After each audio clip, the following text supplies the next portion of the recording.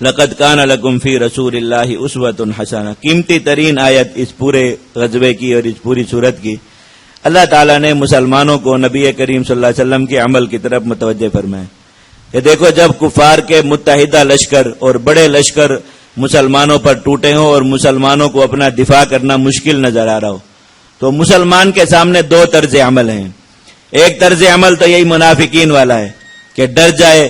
اور ان کفار کے ساتھ صلح صفائی کی کوشش کرے، جنگ بندی کے معاہدوں کی کوشش کرے، میدان جنگ سے فرار اختیار کرے، اپنے نظریے سے اور اپنی سوچ سے فرار اختیار کرے۔ یہ ایک جو ہے وہ راستہ ہے مسلمان کے پاس اختیار ہے کہ یہ طرز عمل اختیار کرے۔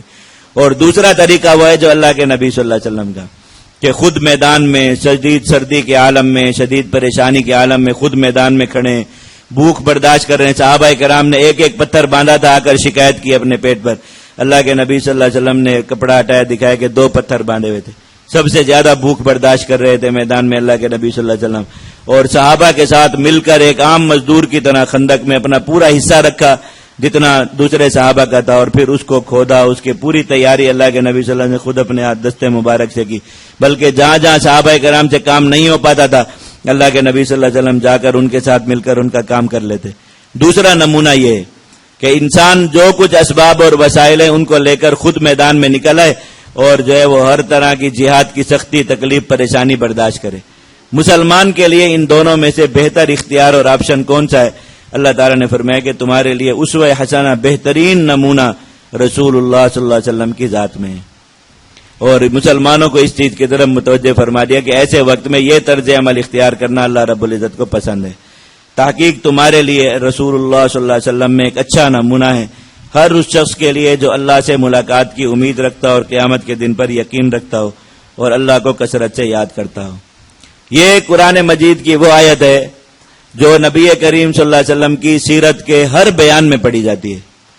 سیرت رسول صلی اللہ علیہ وسلم پر ہونے والا کوئی بیان الا ماشاء اللہ ممکن ہے اس آیت کے ذکر سے خالی ہو، لیکن اتنے افسوس کی بات ہے اور مسلمانوں کا اتنا افسوسناک طرز عمل ہے کہ ویسے تو اللہ کے نبی صلی اللہ علیہ وسلم کی زندگی کا ایک ایک دن اسوہ حسنہ ہے، اس میں کوئی شک نہیں ہے، اور کوئی یہ نہیں کہہ رہا کہ فلاں عمل اسوہ حسنہ ہے اور فلاں عمل اسوہ حسنہ نہیں، اس میں کوئی بحث نہیں ہے۔ لیکن بات یہ ہے کہ ایک آیت جس موقع پر نازل ہوتی ہے اس موقع کے ساتھ اس کا خاص تعلق ہوتا ہے،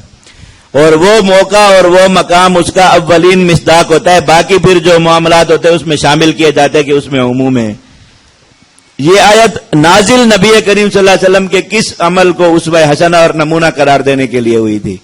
کہ آپ غزوہ احزاب کے میدان میں خود ایک عام مجاہد کی طرح مسلمانوں کے ساتھ ڈٹ کر کھڑے تھے، اور جہاد کی ساری تکالیف جو مسلمانوں پر آ رہی تھی اللہ کے نبی صلی اللہ علیہ وسلم ان سے بڑھ کر جو ہے وہ ان کو برداشت فرما رہے تھے۔ اللہ تعالیٰ نے فرمایا کہ نبی کا یہ عمل تمہارے لیے بہترین نمونہ ہے۔ پورا بیان اما علیمہ کی اونٹنی سے شروع ہوگا اور جہاں تک جا سکے گا ختم ہو جائے گا، لیکن اس میں نبی کریم صلی اللہ علیہ وسلم کا جہادی اسوہ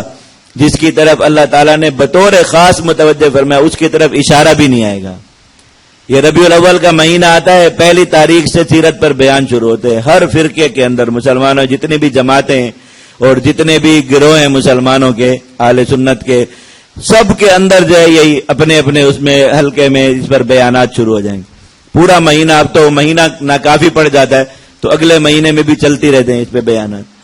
تو کہیں پہ بھی آپ سن لیں اللہ ماشاء اللہ، اگر کوئی تھوڑا سا بھی اللہ کے نبی صلی اللہ علیہ وسلم کی جہاد میں گرمی سردی برداشت کرنے کا ذکر آ جائے،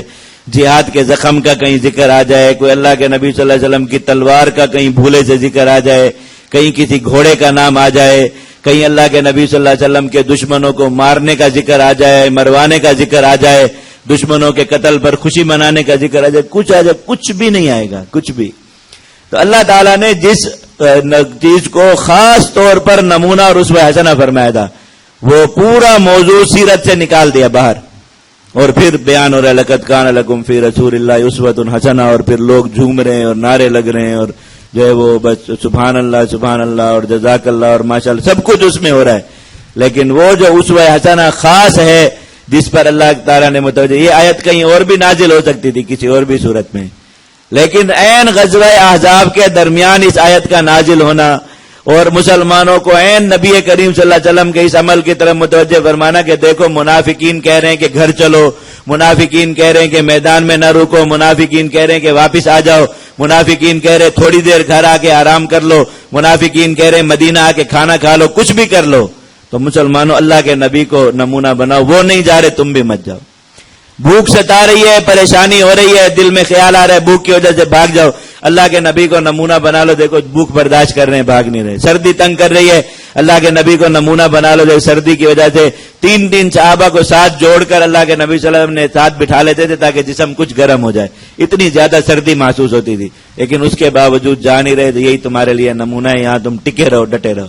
اور احزاب تمہارے سامنے کھڑے ہوں، دشمنوں کے متحدہ لشکر تمہارے سامنے کھڑے ہوں، تو ان کے مقابل نبی کی ذات تمہارے لیے نمونہ ہے کہ بھاگنا نہیں، فرار نہیں اختیار کرنا، بلکہ جو کچھ ہو سکتا ہے اس لڑائی میں جھونک دینا. یہ اسوہ حسنہ ہے. اس کا ذکر ہی نبی کریم صلی اللہ علیہ وسلم کی سیرت سے بالکل غائب ہے. پورا مہینہ آپ پورے پاکستان میں ہونے والی کانفرنسوں میں گھوم پھر کر دیکھتے